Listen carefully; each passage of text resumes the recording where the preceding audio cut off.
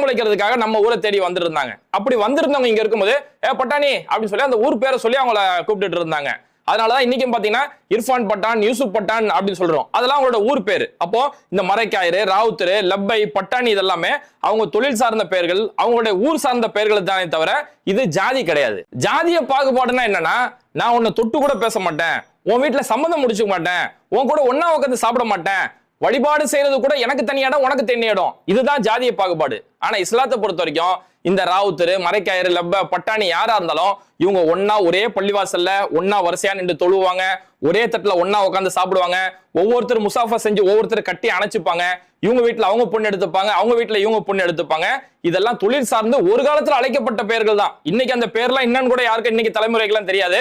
இந்த இஸ்லாம் சம்பந்தமா இன்னும் கூடுதலா நீங்க தெரிஞ்சுக்கணும் அப்படின்னு முஸ்லீம் அல்லாத நண்பர்கள் ஆசைப்பட்டீங்கன்னா ஸ்கிரீன்ல தெரியக்கூடிய நம்பருக்கு ஒரே ஒரு வாட்ஸ்அப் பண்ணுங்க, உங்களுக்கு தமிழ்லயே குர்ஆன் அனுப்பி வைக்கப்படும்.